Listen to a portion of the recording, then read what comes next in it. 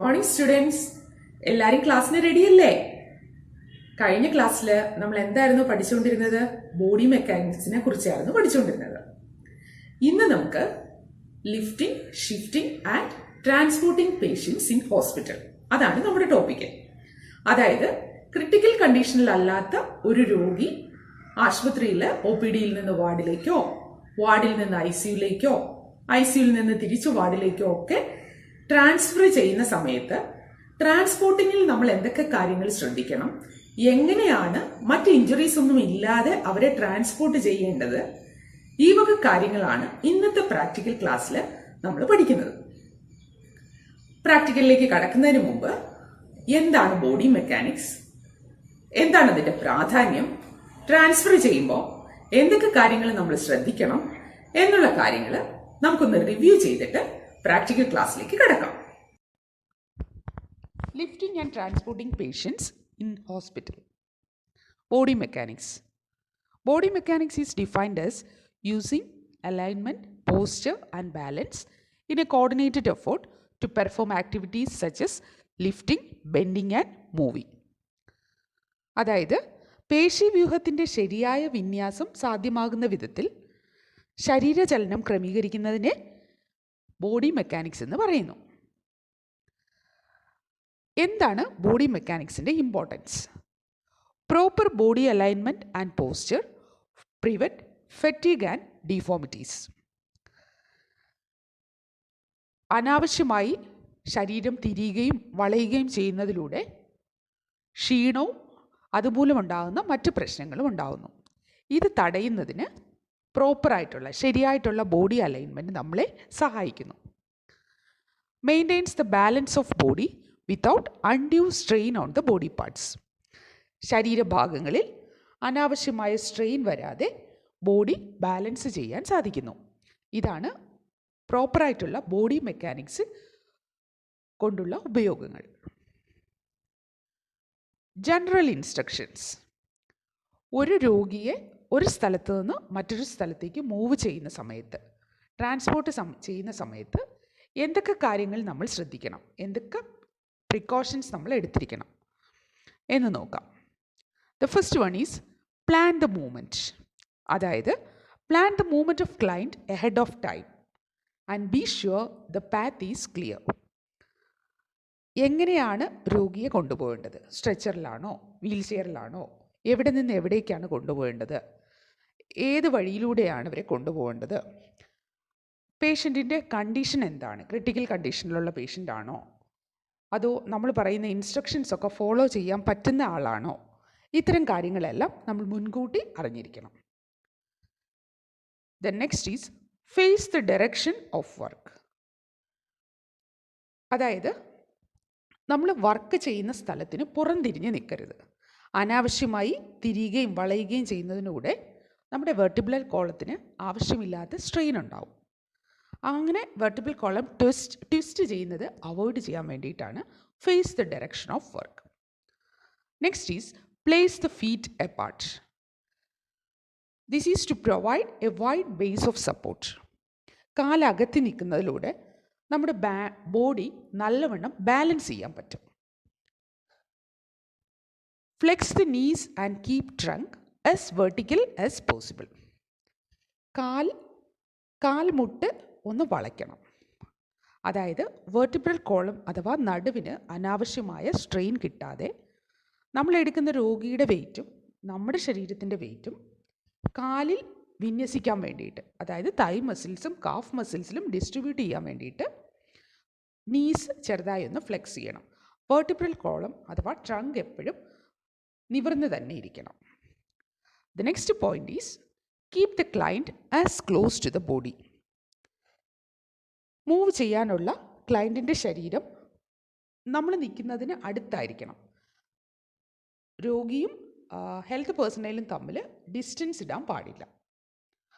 The next point is heavy clients should be moved by sliding rather than lifting.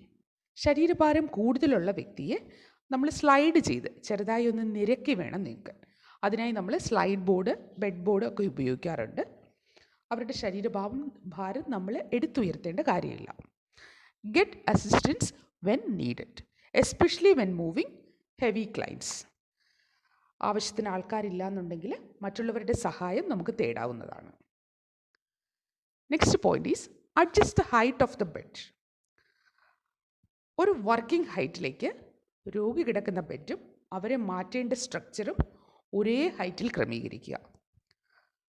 അതായത് വളരെ സ്മൂത്തായി രോഗിയെ ബെഡിൽ നിന്നും സ്ട്രക്ചറിലേക്ക് മാറ്റുന്നതിന് വേണ്ടി ബെഡും സ്ട്രക്ചറും ഒരേ ഹൈറ്റിൽ ക്രമീകരിക്കുക.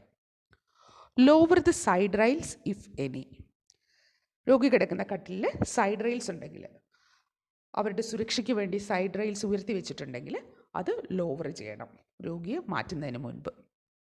Move the client to the edge of the bed.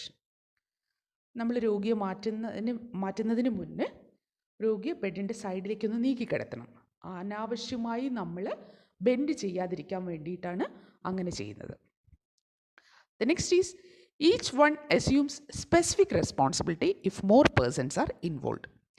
അതായത് when moving a patient by more than one person, each person assumes the responsibility for supporting on of the clients body parts. The areas to be supported are head, shoulders, chest, hips, thighs and ankles. അതായത് രോഗിയെ നമ്മൾ മാറ്റുന്ന സമയത്ത് ഒന്നിൽ കൂടുതൽ ആൾക്കാരുണ്ടെങ്കിൽ ഓരോ വ്യക്തിയും രോഗിയുടെ ഏത് ഭാഗത്താണ് ശ്രദ്ധ കേന്ദ്രീകരിക്കേണ്ടത്, അതായത് തലയുടെ ഭാഗത്ത് ആരാണ് മൂവ് ചെയ്യേണ്ടത്, ഉടലിൻ്റെ ഭാഗം ആരാണ്, കാലിൻ്റെ ഭാഗത്ത് ആരാണ്, ഇക്കാര്യം നമ്മൾ നേരത്തെ തന്നെ തീരുമാനിക്കണം. Give signal by counting 1, 2, 3. In order to coordinate the movement of the workers and to maintain the client's body in correct alignment throughout, the leader gives the signal by counting 1, 2, 3. During each count, a particular procedure is carried out by the workers. അതായത് ഒന്നിൽ കൂടുതൽ ആൾക്കാരുണ്ടെങ്കിൽ ആ ഗ്യാങ്ങിലെ leader എന്ന് പറയുന്ന ആൾ ആരാണോ leader, ആ വ്യക്തി 1, 2, 3 എന്ന് കൗണ്ട് ചെയ്യുകയും ആ കൗണ്ട് ചെയ്യുന്നതോടൊപ്പം ആ ഓരോ കൗണ്ടിലും എന്ത് മൂവ്മെൻറ്റാണ്, എന്ത് പ്രൊസീജിയറാണ് ചെയ്യേണ്ടത് അത് നിൽക്കുന്ന 4 പേരും അല്ലെങ്കിൽ 3 പേരും ഒരേ സമയം ചെയ്യുകയും ചെയ്യും. അപ്പോൾ രോഗിക്കും ഹെൽത്ത് പേഴ്സണലിൻ്റെയും ബോഡി അലൈൻമെൻറ്റിന് യാതൊരു മാറ്റവും വരില്ല, രോഗിക്ക് യാതൊരു രീതിയിലുള്ള ഇഞ്ചുറിയും ഉണ്ടാകത്തില്ല. The next is lock the wheel of the chair or structure. നമ്മൾ വീൽ ചെയറിലേക്കാണ് മാറ്റുന്നതെങ്കിലും സ്ട്രക്ചറിലേക്കാണ് മാറ്റുന്നതെങ്കിലും അതിൻ്റെ വീല് ലോക്ക് ചെയ്യണം. കാരണം ഫ്രിക്ഷൻ എന്താണ് സ്റ്റാറ്റിക് ഫ്രിക്ഷൻ ഒന്ന് ഇൻക്രീസ് ചെയ്യാൻ വേണ്ടിയിട്ടാണ്. അപ്പോൾ നമുക്ക് കുറച്ചുകൂടി സ്റ്റെബിലിറ്റി കിട്ടുകയും ഭംഗിയായിട്ട് രോഗിയെ അവിടെ നിന്ന് അടുത്ത സ്ട്രെച്ചറിലേക്ക് മൂവ് ചെയ്യാനും സാധിക്കും. ഇത്തരം കാര്യങ്ങളാണ് നമ്മൾ ഒരു രോഗിയെ ട്രാൻസ്പോർട്ട് ചെയ്യുന്നതിൽ, ബെഡിൽ നിന്ന് വീൽ ചെയറിലോട്ടായാലും ബെഡിൽ നിന്ന് സ്ട്രെച്ചറിലോട്ടായാലും ക്രിട്ടിക്കൽ കണ്ടീഷനിലല്ലാത്തൊരു രോഗിയെ ട്രാൻസ്ഫർ ചെയ്യുന്ന സമയത്ത് ശ്രദ്ധിക്കേണ്ട പ്രധാന കാര്യങ്ങൾ. അടുത്തതായി preparation of client before moving. Move ചെയ്യുന്നതിന് മുമ്പ് നമ്മുടെ രോഗിയെ ഏതെല്ലാം കാര്യങ്ങൾ പ്രിപ്പയർ ചെയ്തിരിക്കണം. The first is check the identity of the patient. നമ്മൾ നോക്കുന്ന രോഗിയെ നമുക്ക് അറിയാമെങ്കിലും വീണ്ടും അവരുടെ പേര്, വയസ്സ്, അതുപോലെ ഡിസീസ് കണ്ടീഷൻ, നമ്മൾ പറയുന്ന ഇൻസ്ട്രക്ഷൻസ് ഒക്കെ ഫോളോ ചെയ്യാൻ പറ്റുന്നുണ്ടോ, എവിടേക്കാണ് അവരെ മാറ്റേണ്ടത്, ഇത്തരം കാര്യങ്ങളെല്ലാം നമ്മൾ വീണ്ടും ചെക്ക് ചെയ്യണം. The next is introduce the team. അവരെ ഷിഫ്റ്റ് ചെയ്യാൻ നിൽക്കുന്ന ടീമിലെ മെമ്പേഴ്സിനെ ഒന്ന് ഇൻട്രൊഡ്യൂസ് ചെയ്യണം. നമ്മൾ നേരത്തെ പഠിച്ചിട്ടുണ്ട് ഇൻ്റർപേഴ്സണൽ റിലേഷൻഷിപ്പ് വളരെ ഇമ്പോർട്ടൻ്റ് ആണ് to win the confidence of the patient. Unfamiliarity, അപരിചിതത്വമാണെങ്കിൽ പേഷ്യൻറ്റ് നമ്മളോട് കോപ്പറേറ്റ് ചെയ്യാൻ മടിക്കും. സോ നല്ലൊരു റാപ്പോ മെയിൻറ്റെയിൻ ചെയ്യാൻ വേണ്ടിയിട്ട് ആദ്യം തന്നെ നമ്മൾ എല്ലാം അവരുടെ ഐഡൻറ്റിഫൈ ചെയ്യുന്നു, നമ്മുടെ ടീമിനെ ഇൻട്രൊഡ്യൂസ് ചെയ്യുന്നു, എന്താണ് ചെയ്യാൻ പോകുന്നതെന്നുള്ള കാര്യങ്ങൾ പറയുന്നു. The next is explain the procedure to the client. എന്തൊക്കെയാണ് ചെയ്യാൻ പോകുന്നത്, അവർക്ക് എന്തൊക്കെ രീതിയിൽ നമ്മളെ ഹെൽപ്പ് ചെയ്യാൻ പറ്റും, നമ്മൾ കൊടുക്കുന്ന ഇൻസ്ട്രക്ഷൻ അനുസരിച്ച് എങ്ങനെയാണ് അവർ മൂവ് ചെയ്യേണ്ടത്, ഇത്തരം കാര്യങ്ങളൊക്കെ രോഗിക്ക് വളരെ വിശദമായി പറഞ്ഞു കൊടുക്കണം. The next is change the bed linen. Bed linen soiled ആണെന്നുണ്ടെങ്കിൽ ട്രാൻസ്ഫർ ചെയ്യുന്നതിന് മുമ്പ് അത് മാറ്റേണ്ടതാണ്. Remove the pillow. ഹെഡ് എൻഡിലുള്ള പില്ലോ മാറ്റി ബെഡിൻ്റെ തന്നെ ഹെഡ് എൻഡിൽ വെച്ചിരുന്നാൽ മതി. അത് നമ്മൾ പേഷ്യൻറ്റിനെ ഷിഫ്റ്റ് ചെയ്തതിന് ശേഷം നമുക്ക് വീണ്ടും പ്ലേസ് ചെയ്യാനാണ്. The next point is clamp the tubes. Catheter ഉപയോഗിക്കുന്നുണ്ടെങ്കിൽ കത്തീറ്റർ ക്ലാമ്പ് ചെയ്യണം. നേസോഗ്യാസ്ട്രിക് ട്യൂബ് അഥവാ റൈൽസ് ട്യൂബ് യൂസ് ചെയ്യുന്ന പേഷ്യൻ്റ് ആണെന്നുണ്ടെങ്കിൽ തീർച്ചയായിട്ടും അതിലൊരു സ്റ്റോപ്പർ ഉണ്ടാവും. ആ സ്റ്റോപ്പർ യൂസ് ചെയ്തിട്ടും ഉണ്ടാകും. എങ്കിലും അത് ക്ലോസ്ഡ് ആണെന്നുള്ള കാര്യം നമ്മളൊന്ന് ഉറപ്പാക്കണം. IV ട്യൂബിംഗ് ഉള്ള പേഷ്യൻ്റ് ആണെന്നുണ്ടെങ്കിൽ IV ട്യൂബിങ് തൽക്കാലത്തേക്ക് സ്റ്റോപ്പ് ചെയ്യണം. Position food stool if needed. Food stool ഉണ്ടെന്നുണ്ടെങ്കിൽ, അതായത് ഹൈറ്റുള്ള ബെഡാണ്, വീൽ ചെയറിലേക്ക് മാറ്റുന്ന പേഷ്യൻ്റ് ആണെങ്കിൽ ഫുഡ് സ്റ്റൂൾ യൂസ് ചെയ്യണം, അവർക്ക് ഈസി ആയിട്ട് താഴേക്ക് ഇറങ്ങാൻ വേണ്ടി. ഇത്തരം കാര്യങ്ങളാണ് പേഷ്യൻസിനെ നമ്മൾ പ്രൊസീജിയറിന് മുമ്പ് പ്രിപ്പയർ ചെയ്യേണ്ടത്. ഇത്രയും കാര്യങ്ങൾ പ്രിപ്പയർ ചെയ്ത് ഈ പറഞ്ഞ കാര്യങ്ങളെല്ലാം ചെയ്ത് പ്രൊസീജിയറിലേക്ക് നമുക്ക് പോവാം. ഒരു രോഗിയെ 4 പേര് ചേർന്ന് ബെഡിൽ നിന്നും സ്ട്രെച്ചറിലേക്ക് മാറ്റുന്ന പ്രൊസീജിയറാണ് നമ്മൾ കാണാൻ പോകുന്നത്. അതിൻ്റെ ഒരു വീഡിയോയാണ് അപ്പോളോ ഹോസ്പിറ്റൽസിൻ്റെ. ആ ഒരു വീഡിയോ കണ്ടതിന് ശേഷം നമുക്ക് ക്ലാസ്സിലേക്ക് മടങ്ങി വരാം.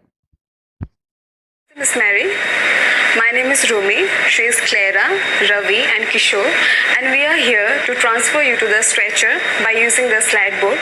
But before we proceed, I would like to clarify your identity. May I?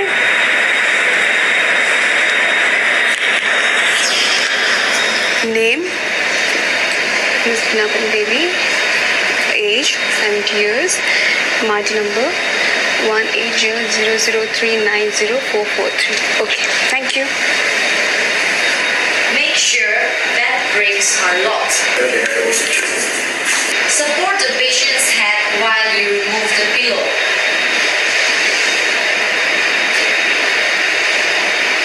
Ensure all lines and drains are clamped to avoid dislodgement. Remove the side rails on the bed. On the count of 3, turn the patient onto your side. 1, 2, 3. Now line up the stretcher. Slip the slide board under the patient. Now gently roll the patient back onto the slide board. 1, 2, 3. Position the weight of the patient.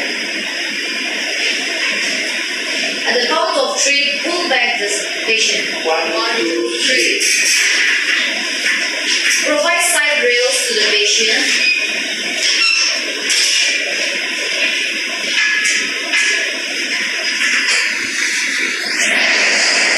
Put on the safety belts. And put the side rails on the patient. Comfortable position to the patient. എല്ലാവരും procedure കണ്ടല്ലോ അല്ലേ? എങ്ങനെയാണ് transfer ചെയ്യുന്നത്, എന്തൊക്കെ precautions എടുക്കണം എന്നുള്ള കാര്യങ്ങളെല്ലാം മനസ്സിലായല്ലോ. ഇനി ഈ പ്രൊസീജിയർ ലാബിൽ പ്രാക്ടീസ് ചെയ്യണം. പറഞ്ഞ എക്യുപ്മെന്റ്സ് എല്ലാം ലാബിൽ അവൈലബിൾ ആണ്. ഇന്നത്തെ ക്ലാസ്സിൽ നിങ്ങളുടെ അസൈൻമെന്റ് എല്ലാ കുട്ടികളും ഇതിന്റെ റിട്ടേൺ ഡെമോൺസ്ട്രേഷൻ ചെയ്യണം. ലാബിൽ പ്രാക്ടീസ് ചെയ്തതിന് ശേഷം എല്ലാവരും റിട്ടേൺ ഡെമോൺസ്ട്രേഷൻ ചെയ്യണം. അപ്പോൾ അടുത്ത ക്ലാസ്സിൽ പുതിയൊരു ടോപ്പിക്കുമായിട്ട് നമുക്ക് കാണാം. Thank you.